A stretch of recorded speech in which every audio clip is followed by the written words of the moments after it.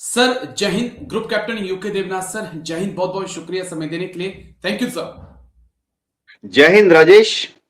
Thank you sir, आपने समय दिया। दरअसल इंडियन एयरफोर्स को लेकर अच्छी खबर आई तो मुझे लगा कि एक अच्छी चर्चा आपके साथ की जाए कि 114 फाइटर जेट को लेकर फ्रांस के साथ डील हो सकती है और फ्रांस के राष्ट्रपति मैक्रों जो हैं वो अगले महीने भारत आ रहे हैं, उस वक्त ये डील हो सकती है। देर आए लेकिन दुरुस्त आए, उम्मीद करें हम सब। हाँ राजेश, अच्छी खबर है। अगर ये खबर आगे इसी तरह से पॉजिटिव तरीके से आगे बढ़ती है तो बहुत अच्छी खबर है। इंडियन एयरफोर्स को बहुत जल्दी 114 मल्टी रोल कॉम्बैट एयरक्राफ्ट चाहिए। अब सवाल है कि क्यों वो इसलिए चाहिए कि हमारे पास 42 फाइटर स्क्वाड्रन होने चाहिए। कम होते होते आज की तारीख में 29 बचे हैं। और भी ज्यादा अलार्मिंग बात है कि अगले 5 साल में, अगले 10 साल में 9 फाइटर स्क्वाड्रन आउट हो रहे हैं। मिग 29 के स्क्वाड्रन आउट हो रहे हैं, मिराज 2000 के स्क्वाड्रन आउट हो रहे हैं, जैगुआर के स्क्वाड्रन आउट हो रहे हैं, क्योंकि वो ऑलरेडी 40 साल 50 साल पुराने हो गए हैं। तो अगर समझो आज हमारे पास 29 हैं, 9 चले गए तो बचे 20 फाइटर स्क्वाड्रन। तो हालत बहुत पतली है, नाजुक है। तो अगर फ्रांस से हमें रफाल 114 मिल जाते हैं अगले 5 साल 10 साल में, तो ये इंडियन एयरफोर्स के लिए बहुत खुशी की बात होगी। लेकिन फिर हमारे जो तेजस को लेकर बातचीत चल रही थी, एएमसीएफ को लेकर बातचीत चल रही थी, क्या उनमें अभी वक्त है? अमेरिका के इंजन एक बड़ी परेशानी बन रहे हैं या कोई और कारण हम देख रहे हैं? राजेश, जहां तक एयरफोर्स की बात है, एयर चीफ ने बार बार मिनिस्ट्री ऑफ डिफेंस को समझाया कि तेजस एकदम अलग चीज है और हम जो विदेश से मल्टी रोल फाइटर एयरक्राफ्ट मंगा रहे हैं वो एकदम अलग चीज है। ओके। मोटा मोटी ऐसे समझा दूं कि तेजस जो है लाइट फाइटर एयरक्राफ्ट है, जबकि मल्टी रोल फाइटर एयरक्राफ्ट वो जो है वो मीडियम वेट है, यानी भारी, थोड़ा हैवी फाइटर एयरक्राफ्ट है। यानी तेजस जो है समझो 2 बॉम्ब ले जा सकता है, 2 मिसाइलें ले जा सकता है। तो फिर मल्टी रोल फाइटर एयरक्राफ्ट जो हम लेंगे, जैसे रफाल है, सपोज ले लिया, तो वो 6 बॉम्ब 8 मिसाइलें ले जा सकता है। तो इस रेंज में भी फर्क है।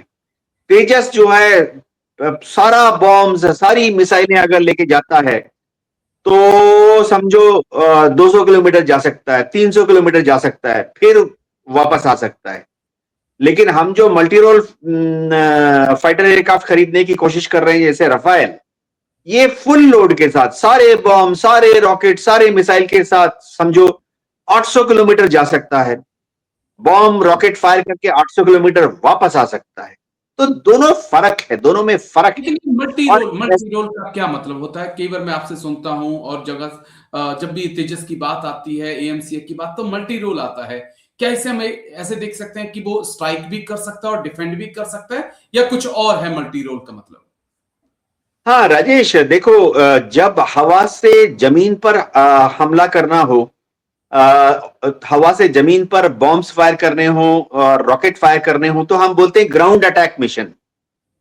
ग्राउंड अटैक मिशन आप कैसे करोगे? दुश्मन के टैंक उड़ाने के लिए, तो दुश्मन की कमांड पोस्ट, दुश्मन के बंकर उड़ाने के लिए, या दुश्मन के कारखाने हैं, ऑर्डिनेंस फैक्ट्रीज हैं, या दुश्मन के थर्मल पावर प्लांट हैं, दुश्मन के डैम्स हैं, रेलवे मार्शलिंग यार्ड है। ग्राउंड अटैक एक तो रोल ये होता है।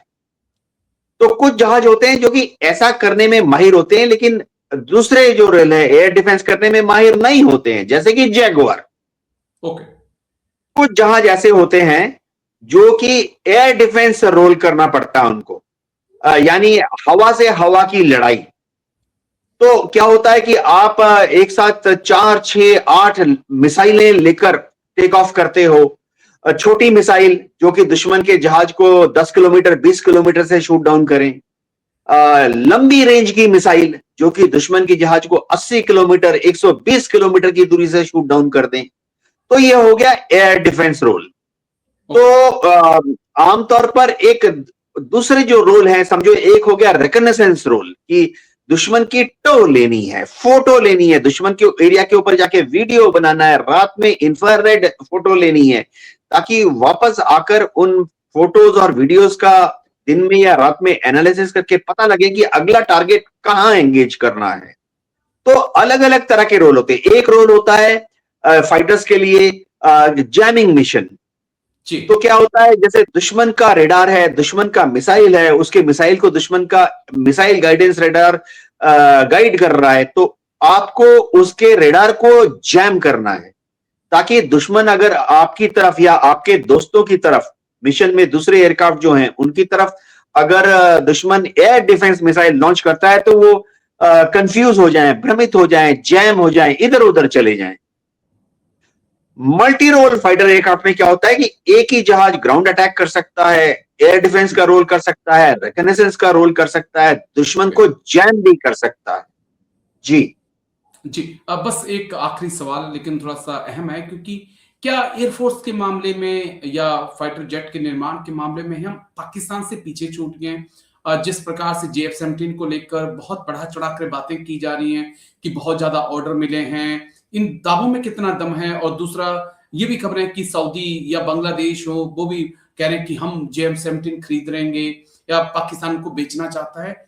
तो कैसे, क्या वाकई में कैसे आप ये जो JF-17 को लेकर चर्चा है, कैसे आप इसको देखते हैं सर? राजेश देखो, JF-17 पाकिस्तान की एयरफोर्स अभी 10 साल से उड़ा रही है।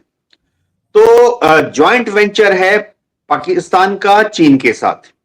आधा जहाज के जो पुर्जे हैं, जैसे इंजन है, रेडार है, वो आते हैं चीन से, और आधे जो पुर्जे हैं जैसे एयरफ्रेम है, अंडर कैरिज है, ये सब आते हैं मेड इन पाकिस्तान।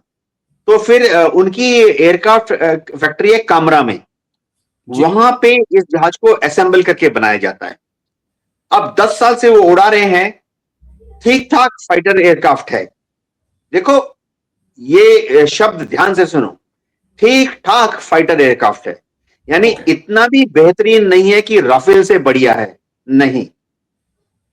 लेकिन जब दुश्मन के पास एक फाइटर विमान होता है तो संभल के रखना पड़ता है। देखो, दर्शकों को मैं बोलना चाहता हूं, दुश्मन के पास तलवार है, जंग लगी तलवार है, फिर भी मैं उससे केयरफुल रहता हूं।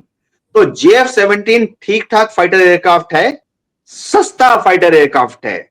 यूरोप जैसे बांग्लादेश है या दूसरे देशों ने, नाइजीरिया ने, अजरबैजान ने जो खरीदे हैं JF-17, यूरोपियन फाइटर अगर वो खरीदते, समझो यूरो फाइटर खरीदते या रफाइल खरीदते या F-16 खरीदते, उसके मुकाबले कीमत आधी है, मेंटेनेंस कॉस्ट भी आधी है।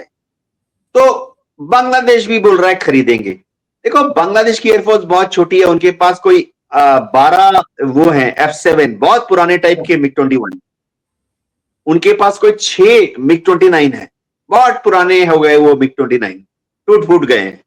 अब वो JF-17 खरीदने का दारोमदार क्या, उनके आंटी में इतने पैसे हैं, शक है मुझे।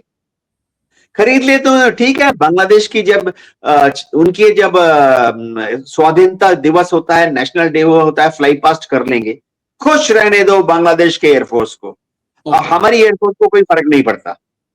चलिए, इंटरेस्टिंग रहेगा ये देखना। लेकिन शुक्रिया आपका group captain UK Devnath sir. हम भी यही उम्मीद करते हैं कि 114 राफेल भारतीय वायुसेना को मिले, राफेल मिल जाए, सुखोई मिल जाए, कोई मिल जाए, लेकिन मिल जाए, बस इतना जरूरी है कि अगले 4-5 साल में ये भारतीय वायुसेना को चाहिए। थैंक यू सर, जय Hind, take care sir, thank you sir. जय हिंद राजेश।